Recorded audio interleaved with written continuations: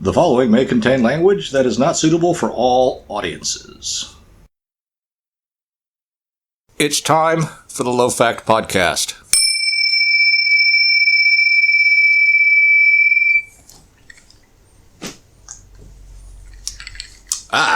That's refreshing. Is it good? It tastes like ginger ale. Sweet. Anyway, I'm leaving. thanks for finding us. And in case you don't know what it was, it is, you didn't hear at the beginning, we are the Low Fact Podcast. And before we get started, I'd like you guys all to like, subscribe, tell other people to like and subscribe. Like I've been saying for the last few times, I don't know what liking and subscribing does, but it seems like the thing to do. Why does it? Yeah, I guess you have to tell people. Well, I think liking and subscribing seem like the thing to do. It just seems kind of cool. On your end, and on my end, I just like watching the numbers go up. So, Yes, please. We want our numbers to go up. So anyway,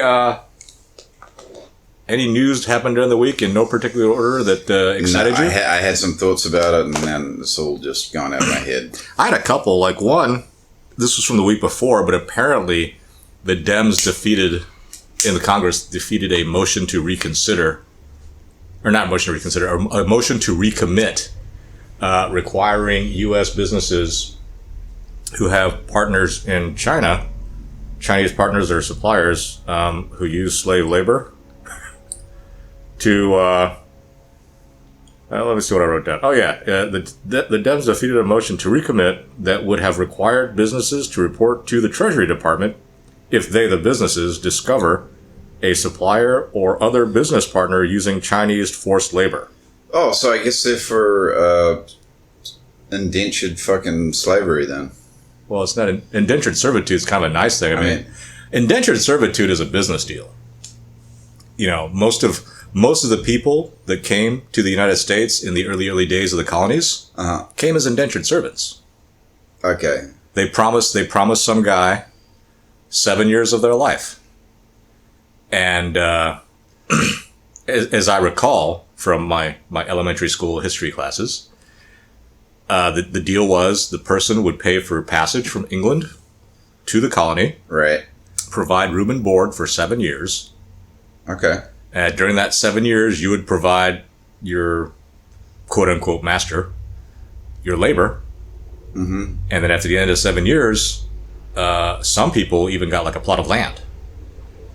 You worked off, that's how you worked off your debt. You worked off the debt of the passage, which I think was a better deal for the colony, for the rich person, but you got yourself a farmhand for 7 years. Right. And then along the way, somebody got the bright idea of using African slaves. Oh, wow. That you could own in perpetuity. So it started off as something that was kind of good, and then they were like, oh, we can just... Somehow. Funny thing is, at the beginnings, I think there were some free Africans that came as indentured servants. Oh, they were? Yeah, so they stayed free. Yeah, it was a business deal. Stuff like that. We can't do that now because of the 13th Amendment. But, that's a business deal. I'll give you a couple of years. So these people these Democrats that voted this down, which would be all of them. So they're for basically people being exploited in China. Well, not just China. I think that's too simplistic a way to point it, to couch it. Okay. They don't care. This actually has been going on the interwebs.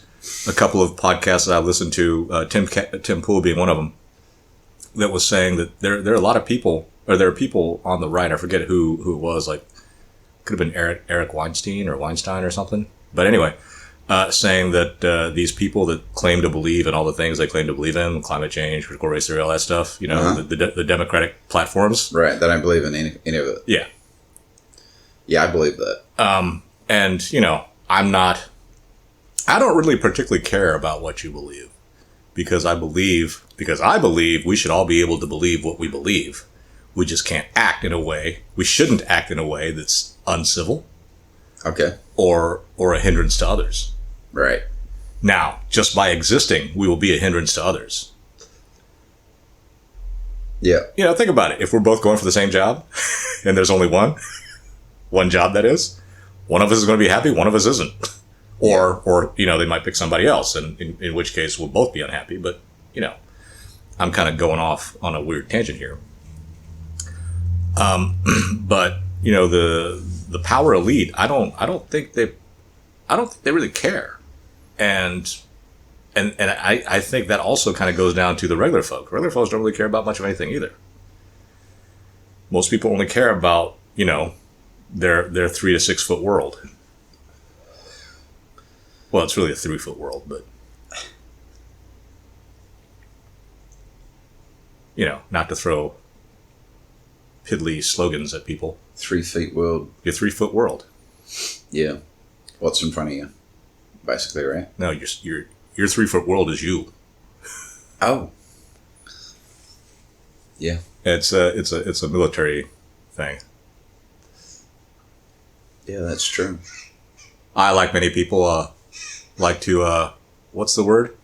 Not really convert, but take on slogans that are used often in the military, which is kind of funny.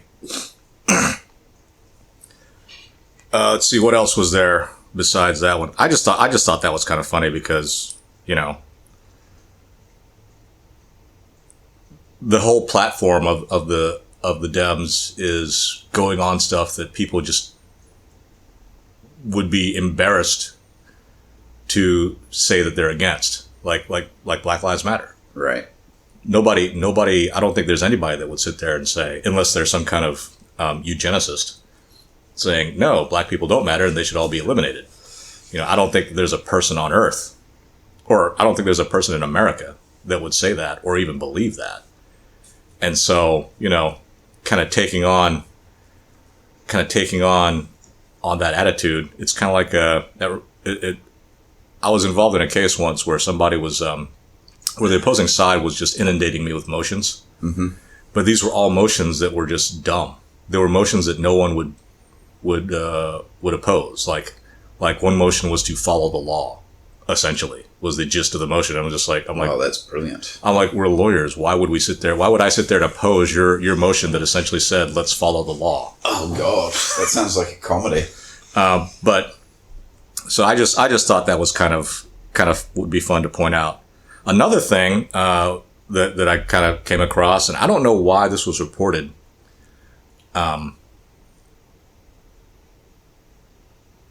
It had to do with Juneteenth and celebrations of Juneteenth recently. Yeah, which has been getting a lot of press coverage. Yeah, so there was the Federalist had something out that basically pointed out all the violent shootings that happened at Juneteenth celebrations from coast to coast.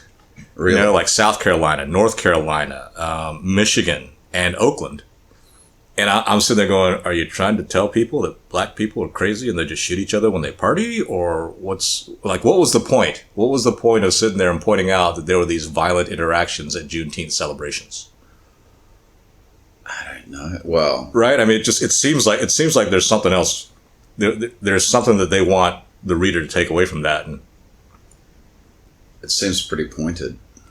And me being a very dumb reader didn't take anything from it. On to other things. Oh, how about some exciting stuff? Cool. So rumor has it that last week, a British destroyer was sailing in pretty close to off the coast of Crimea, like 12 mile within the 12-mile zone. Right. And the Russians, who had is Crimea a Russian territory? Well, it is now, because they've invaded. Well, they took, what's the word that I'm looking for? They annexed a piece of Ukraine. Annex is a funny word. Well, yeah, but that's the political jargon that is used. They annexed a piece of Ukraine, ostensibly because that was like right after the Olympics, wasn't it? Didn't that, or is it before the Olympics? I can't remember when it was. Wasn't it around the time of the Russian Olympics? The Winter Olympics? Maybe. Well, I do know that Barack Obama was president, so it had to have been sometime. Yeah, it was right about then, and nobody did shit. Well, yeah. So, and the Russians did that because they don't have any warm water ports. And, with that little section being part of Ukraine, they'd have lost that port. So they, according to some, they ginned up a whole bunch of stuff, said that people voted for it, and we're just coming in because we were invited, take over parts of Crimea and Georgia. Okay, so this ship was. So the ship was I don't know where it was. Territorial waters. I don't know if it was in the 12-mile zone or the commercial zone, but I don't know how big the Black Sea is off the top of my head. But there was a ship going in there, and the Russians told them to get out. And they didn't, so they scrambled fighter jets and bombers and dropped bombs in front of the destroyer, and they fired warning shots essentially. Didn't fire upon the British Navy, and so there were a few people shitting themselves. Well, the British Navy what's the word? I don't know. The British Navy said it didn't happen. The British like no. They denied it. There we go. I'm losing vocabulary as I speak. Probably because of me. The British denied that happened, but apparently there was a reporter on board the vessel saying, "Oh yeah, it happened. It happened.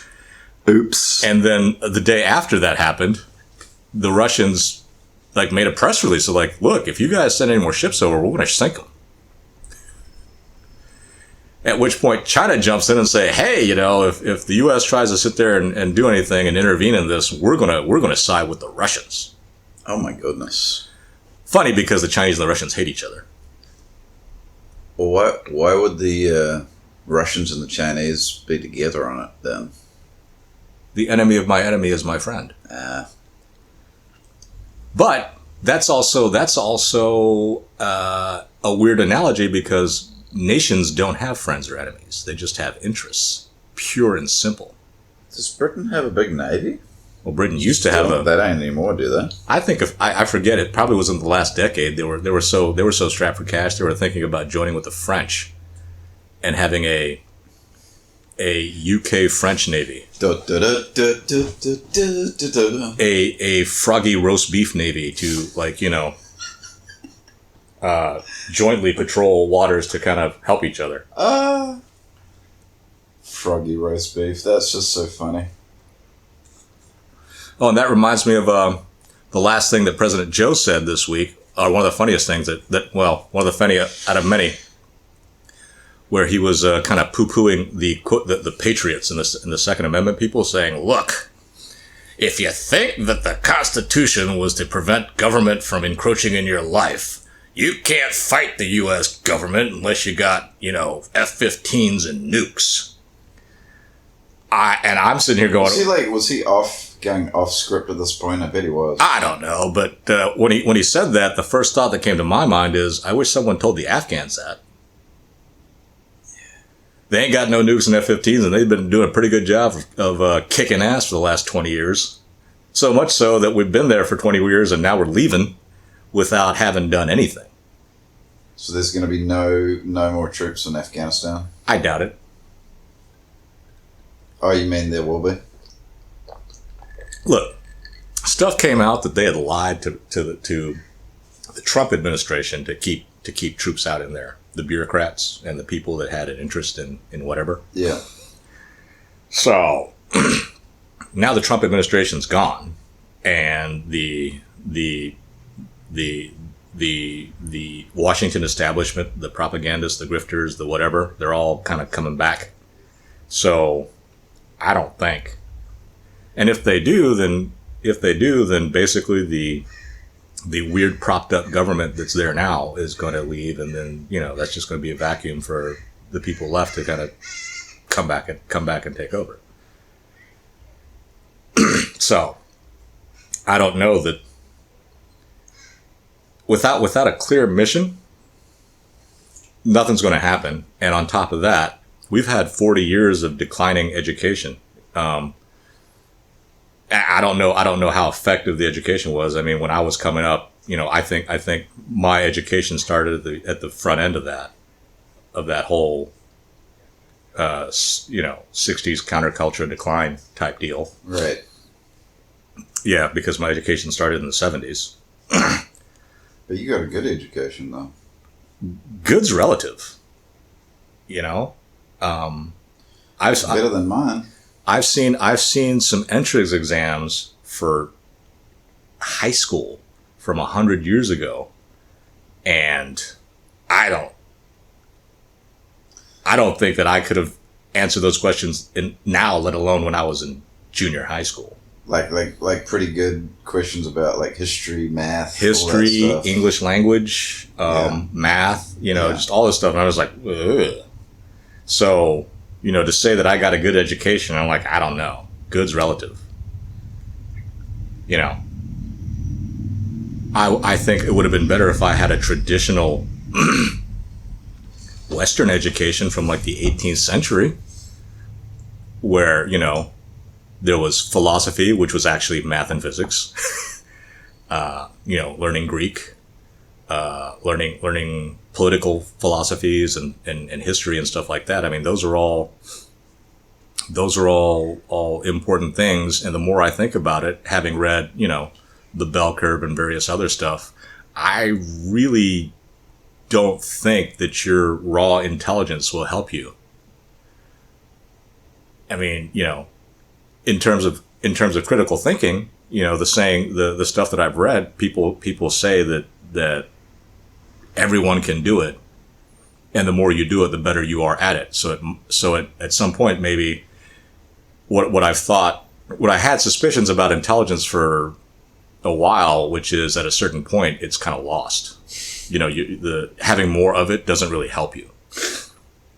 I'm thinking more and more these days that that's true. But I will say this, because I thought of it on the drive up to the studio. The studio. It's funny that you call it a studio.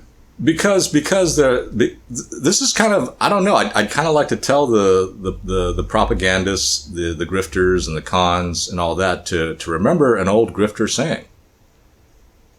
Okay. Pigs get fat, hogs get slaughtered. And it's essentially telling the grifters, don't take too much. Don't be greedy. And that's something that is I think a great message for the elites and the establishment. But they just get it. Well, yeah, they just keep on taking, aren't they, as much as they can. If they decide that there's going to be no repercussions to their greed, which I think that the events of the stuff that's been going on in our country for the last 40 years is culminating in this state where people are kind of being weird. My whole thing about individualism is you need to support the individual, because if you don't, things become really bad for everybody. And collectivists don't really believe it, because they want to stamp out the individuals over there because they're my enemy or whatever, they're in my way. And so this whole thought, if you clear the way, then everything's going to be fine. We're just not built that way. I mean, like I've told you before, I'm not a particularly religious person. That is nothing against religion. It's against the bureaucracy that tries to administer the religion. So my beef is with people, not the religion. My beef is with people, not God. And I'm not the type to sit there and go, well, God created the people, so my beef is with, okay, fine. You can have a beef with God if you want. You can sit there and try to use that 2 + 2 = 5, thought, philosophy, if all you want. And even the 2 + 2 = 5, there are people out there trying to defend that with mathematical equations and integers and saying, well, there is a way that 2 + 2 can equal 5. I'm like, no, moron, 2 + 2 = 5 was an encouragement propaganda slogan. that the Soviets used to use. Really? 5-year plan. Let's get this done in 5 years, right? Mm-hmm. Well, the 2 + 2 = 5 means is if we kind of hunker down and get into it, right? In 2-year phases, then 2-2-year phases, we can get accomplished in 4 years what we're saying we want to accomplish in 5. I think that's what 2 + 2 = 5 was supposed to mean. It was never meant to be taken literally. Now, could I be wrong? You betcha. I mean, I think I was wrong about the whole Juneteenth thing. In that, what do you mean you were wrong? Well, I never knew what the whole idea of it was, right? I always thought it was, and you know, the first intro to it was when I was first, second grade. Yeah, I'd never heard of Juneteenth, but why would I? Why would you? You didn't even grow up here, and you didn't even grow up in the geographic region. Yeah. Right? So I grew up here and I grew up in the South, so, you know. But I wonder if they did a straw poll, how many people would even know what Juneteenth is? I'm pretty sure most people from the North would not know. Yeah. But I think the whole thing about Juneteenth was kind of, not an acknowledgement, but saying that's when people were truly free, because that's, you know, June 19th, 1865 is when a Union general in Galveston, Texas told a bunch of people who were still slaves, or who thought they were still slaves, their white owners like, no, you know, didn't tell them. The Emancipation Proclamation didn't filter down to them. Right. And so he was like, no, you guys have been free for 2 years. So that the whole point of the Juneteenth thing was the point that the word got out to everybody. You know, that should have gotten the word. Now, is that something that needs to be celebrated? I'm not a politician. I don't have any opinion on it. Truly. Right. You know, I have no stake nor opinion. You know, when I came about, everyone was free. You know, so the whole Juneteenth stuff predates me by 107 years. Wow. Oh, by the way, did you hear Joe Biden use that term Latinx or whatever it was this week? No, but I do. I have heard. You know, but the stats, right? Well, most people in that community don't like being called Latinx. Yeah, and apparently about 3% of them use the expression. So it's not an expression that's accepted or used. And I'm just like, why would he use that expression? Because the establishment don't care. But it's stupid too. Like, well, that too, but the establishment don't care. The whole thing about the establishment and the Dems and not that I'm particularly against the Dems. I'm really just against people who sit there and think they know better than everybody else. And you know, I am well aware that hearing me talk, people will think that I'm better than everybody else. And my answer is, I don't think that I'm any better than anybody else any more than you think you're any better than anybody else. So my thinking that I'm better than everybody else probably exists, but it's no more than what anybody else thinks. Right. So, you know, and that's not, I don't even know what anyone should do with that information. Because it's not an excuse. It's not like a rebuttal. I'm just like, okay. You know, that's like saying the sun. Like, it's funny how that's kind of like most people would take offense at that, right? Okay. Like if you said, well, you think you're better than everybody else, and everybody does. Well, you kind of got to. Yeah, but even though that's how everybody is, for some reason that's like people take affront to that statement. Oh no, I don't think I'm better than everybody else. Why would you say that? Well, because it's true. But if you don't, then okay, fine. That's actually what I say, and then people always look at me askance and be like, okay, whatever, asshole. You know, and you're like, all right. Don't judge me.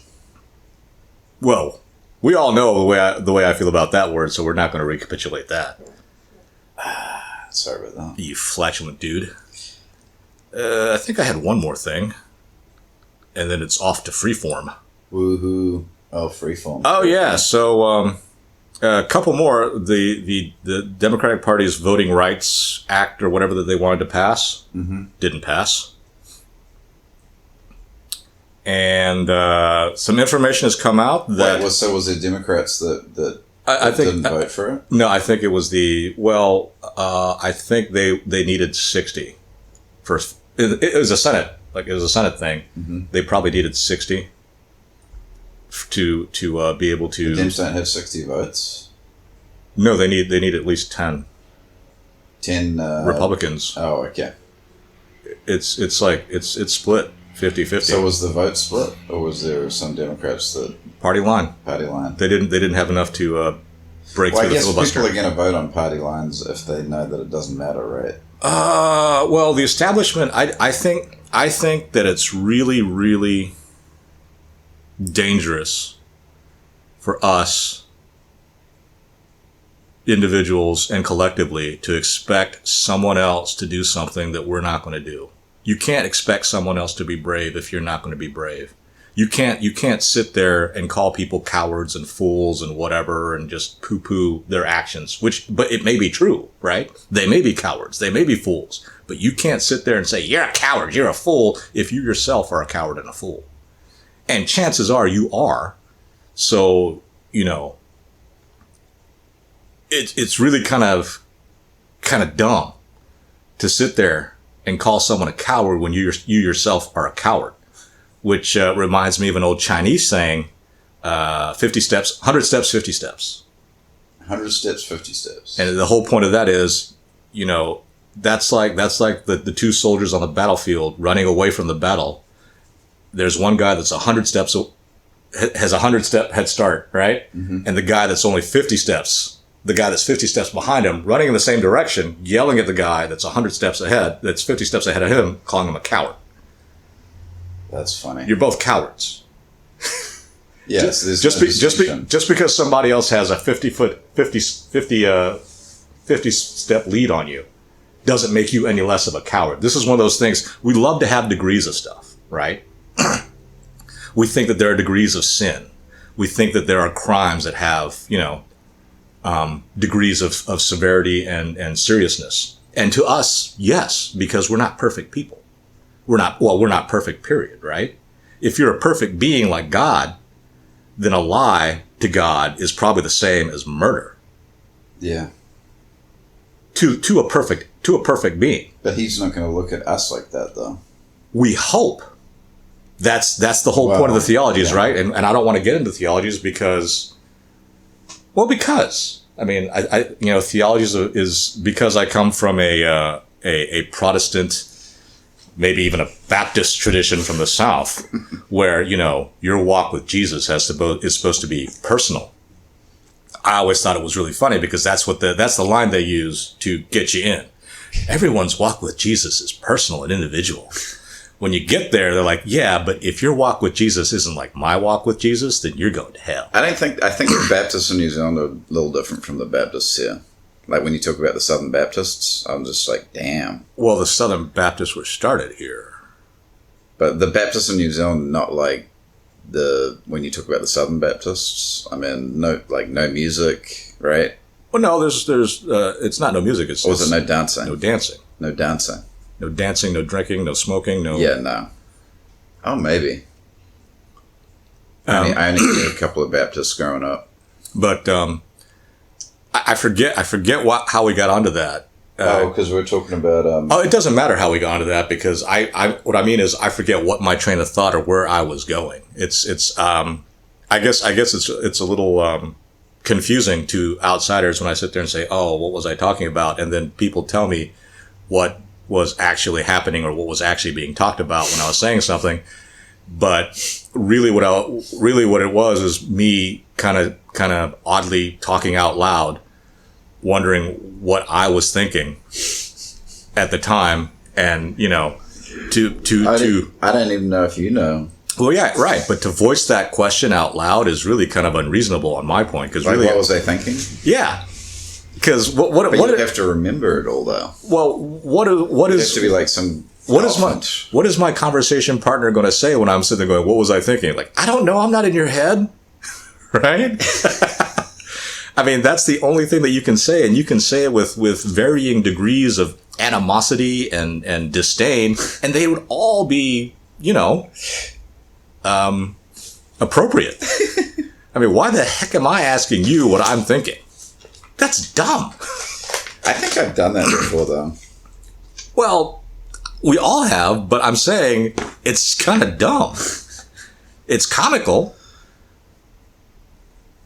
Definitely, but you know, and that's my point. We're all stupid. No matter how smart we are, we're all stupid. And as much as we like to think in black and white about stuff, there are very few things that are black and white. Do you think stupid affects your fate, though? No, I think your fate is your fate. Oh, actually, this is one of the things that I was thinking about bringing up. So, you know, men for thousands of years have been thinking about, writing about fate. We are just like on the tail end of a line of very distinguished and undistinguished people that have been thinking about fate, karma, destiny, whatever you want to call it. We're not going to have an answer to that, right? Number one, and I don't know that we're going to bring anything new to it, but when I was thinking about that, and this might be a good thing to kind of end with, was I think the popularity of Amazon and the success of Amazon and Netflix prove two things. There is a such thing as fate, destiny, karma. There is. There is. And number two, an incredibly large proportion of us, despite all our protestations, basically want people to just kind of do shit for us. So now that I've come with the conclusion, I'm going to respond in legal essay style. You come up with a conclusion and then you tell why. Okay. Right? Which I can't. I have no idea where you're going on this. Well, right, because you know, as an aside, I can never write an essay for regular people anymore because I've spent the last 20 years putting stuff out like, here's the answer, here's why. Here's the answer, here's why. And you know, from what I recall back in high school and college, it was never here's the answer, here's why. It's like, this is the reasoning, so here's the answer. Yeah, there ain't time for that when you're advising somebody. When someone's paying you hundreds of dollars an hour, they don't want to hear. They don't even want to see past the. They're like, don't put all this. That reminds me of something I got to tell you after the podcast. Don't put all this reasoning in front. Just tell me what the answer is, and let's move on. So fate. So I watched a documentary recently about Blockbuster.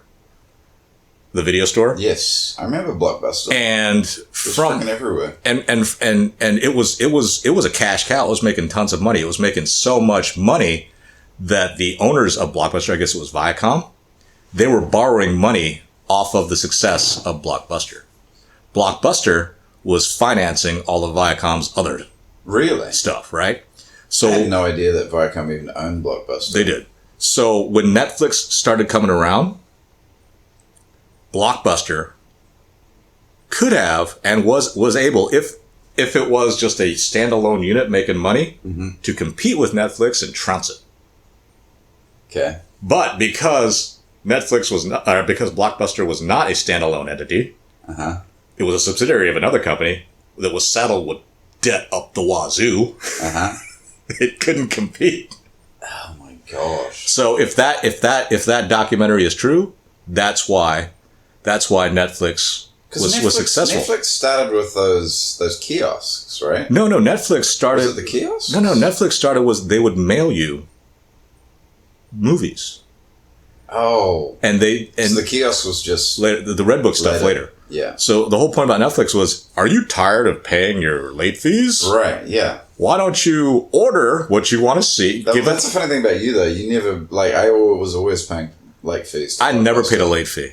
Blockbuster, all the time. Blockbuster tried to charge me a late fee, and I called them and said, I took that in the day before. And they're like, oh, well, it's on the shelf, so you probably did. So So you never paid a late fee? That's amazing. That's just the way I am. Because it was like a 2-day rental, right? In general, I only needed them for one day. I didn't take. Most people are just lazy, though. Most people are not going to keep track of it. I'm not the president of the United States or the prime minister of England. I don't have so much stuff going on that I need someone else to plan my schedule. When the bell was tolling for the for Blockbuster, they tried to introduce stuff like that, right? Well, yeah, they we're did. not going to charge you late fees anymore. Yeah, they did, but at that point, keep it for a week. They were just in so much trouble. Yeah, from various reasons, but that was supposed to be one of them. I think there's like one Blockbuster still left, right? It is, and that's what the documentary is about. It's in Oregon, and they're basically, I think they got, I don't know for how long, but they keep on asking for the rights from Viacom to be able to use all the stuff. Right. The just the one store. The imagery, yeah, it's an independent store. And they still have all the videos there. And Viacom still hasn't let them do it. No, they do. They give them the rights to be able to use the IP, the intellectual, the trademark, right.